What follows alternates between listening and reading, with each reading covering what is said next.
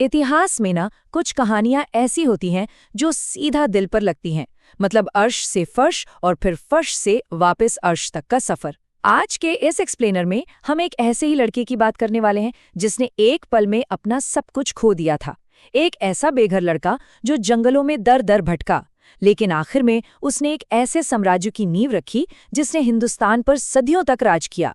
और इस कहानी का सबसे बड़ा सस्पेंस क्या है? वो किसी युद्ध के मैदान में नहीं हारा था, बल्कि एक बहुत ही रहस्यमयी कसम ने उसकी जान ले ली। अब जरा इमेजिन कीजिए, 12 साल की उम्र। इस उम्र में बच्चे क्या करते हैं? खेलते कूदते हैं, राइट? लेकिन अगर इसी उम्र में किसी के सर पर अचानक एक पूरे राज्य का ताज रख दिया जाए और अगले ही पल जान बचाने के लिए उसे भागना पड़े। ना कोई सेना है, ना कोई सुरक्षा, बस हर तरफ मौत का साया और गद्दी छीनने की साजिशें। ये किसी वेब सीरीज की कहानी नहीं है, ये एकदम हकीकत है। तो चलिए सबसे पहले बात करते हैं इस 12 साल के बेघर राजा की। कहानी शुरू होती है 1483 में। मध्य एशिया की एक बेहद खूबसूरत सी जगह है फरगाना। वहीं जन्म हुआ ज़हीरुद्दीन मोहम्मद बाबर का। अब देखिए, इनका जो फैमिली बैकग्राउंड था ना, वो कोई आम बैकग्राउंड नहीं था। एक तरफ पिता उमर शेख मिर्जा, जो महान विजेता तैमूर के वंशज थे, और दूसरी तरफ माँ कुतुलुग निगार खानम, जो दुनिया के सबसे खूंखार योद्धा चंगेज खान के खानदान से थीं। जरा सोचिए, दुनिया के दो सबसे ताकतवर और खौफनाक साम्राज्यों की विरासत का इतना भारी दबाव इस एक बच्चे के कंधों पर था। लेकिन फिर 1495 में अचानक सब पलट गया। पिता की मौत हो गई और महज 12 साल की उम्र में बाबर को राजा बना दिया गया। और राजा बनते ही क्या हुआ? अपने ही सगे चाचा और मामा जान के दुश्मन बन बैठे। अपने पूर्वजों की राजधानी समरकंद पर राज करने के सपने में उसने 3 बार उसे जीता भी, लेकिन किस्मत ने हर बार ऐसा धोखा दिया कि समरकंद तो हाथ से गया ही, अपनी पुश्तैनी रियासत फरगाना भी छिन गई। मतलब सोचिए, ये एक राजा का पूरी तरह से पतन था। ना कोई सेना बची, ना कोई महल। एक ऐसा इंसान जिसके खून में दुनिया फतह करने का घुर था, वो अपनी माँ और कुछ गिने चुने वफादार सैनिकों के साथ पहाड़ों की खाक छान रहा था। महीनों तक पहाड़ों जंगलों में भटकना और बेचारे चरवाहों के घरों में टुकड़ों पर पलना।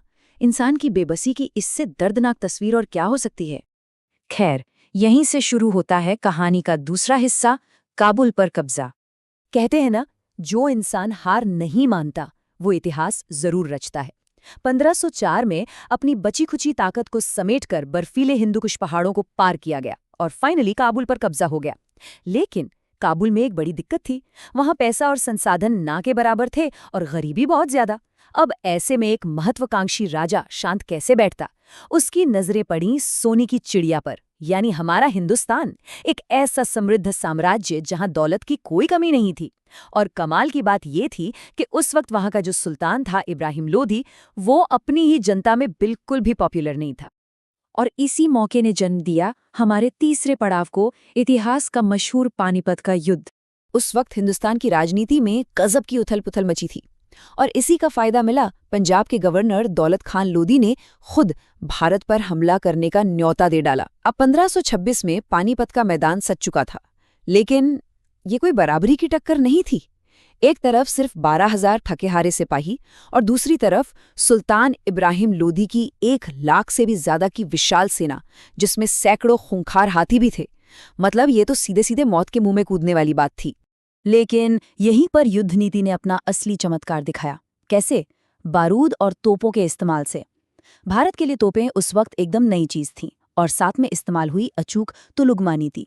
जब मैदान में तोपों के भयानक धमाके हुए ना, तो लोधी के हाथी इतने बुरी तरह से घबरा गए कि वो उल्टे पैर भागे और अपनी ही सेना को कुचलने लगे। कुछ ही घंटों में 1 लाख की फौज ताश के पत्तों की तरफ बिखर गई।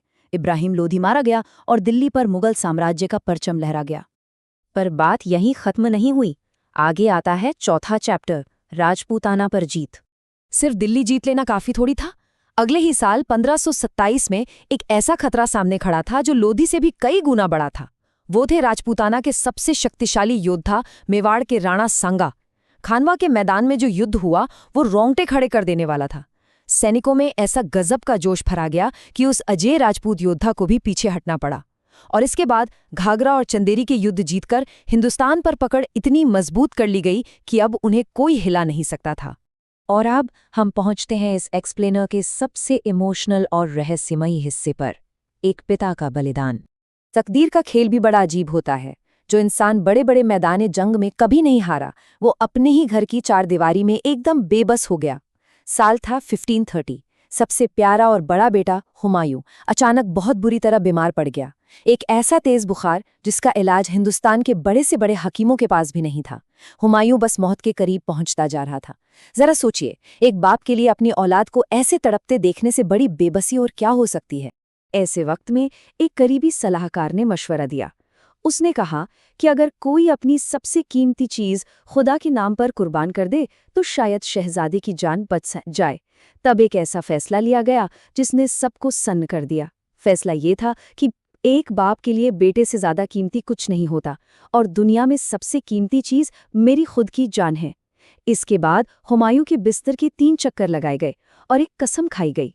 दोनों हाथ ऊपर उठे और खुदा से ये दर्द भरी दुआ मांगी गई, या खुदा, अगर मेरे बेटे की जान के बदले मेरी जान ली जा सकती है तो इसकी सारी बीमारी मुझे दे दे और मेरी उम्र मेरे बेटे को लग जाए। ये महज कुछ शब्द नहीं थे, ये एक पिता का अपनी संतान के लिए अपना सब कुछ न्योछावर कर देने का अल्टीमेट वादा था। सुनने में किसी फिल्मी कहानी जैसा लगता है ना? लेकिन इतिहासकार गुलबदन बेगम, जो खुद बाबर की बेटी थीं, उन्होंने अपनी किताब में जो दर्ज किया है वो किसी चमत्कार से कम नहीं है। जैसे ही वो दुआ पूरी हुई, हुमायूं का बुखार रहस्यमयी तरीके से कम होने लगा। वो धीरे धीरे पूरी तरह ठीक हो गया। लेकिन ठीक उसी वक्त वो अजय बादशाह अचानक बीमार पड़ने लगा। जैसे जैसे हुमायूं में जान लौट रही थी, बाबर की जान निकल रही थी। और आखिरकार 26 दिसंबर 1530 को महज 47 साल की उम्र में हिंदुस्तान के पहले मुगल बादशाह ने अपनी आखिरी सांस ली। इस रहस्यमयी बीमारी ने उन्हें खत्म कर दिया। पहले उन्हें आगरा में दफनाया गया, लेकिन फिर उनकी आखिरी इच्छा का सम्मान करते हुए बाद में उनकी अस्थियों को उनकी सबसे पसंदीदा जगह काबुल की वादियों में ले जाकर बाग बाबर में सुपुर्द खाक कर दिया गया। तो 12 साल के एक बेघर लड़के से लेकर इतने बड़े साम्राज्य के बादशाह बनने की ये कहानी तो वाकई अकल्पनीय है। लेकिन जाते जाते ये सबसे बड़ा रहस्य आज भी कायम है। क्या वाकई हुमायूं की जान अपने पिता की उस आखिरी दुआ से बची थी, या फिर ये सिर्फ एक ऐतिहासिक संयोग था? इतिहास और एक पिता के प्यार का ये अजीब संगम हमेशा हमें सोचने पर मजबूर करता रहेगा। आपका इस बारे में क्या मानना है? आज के इस एक्सप्लेनर में बस इतना ही। हमारे साथ जुड़ने के लिए बहुत बहुत धन्यवाद।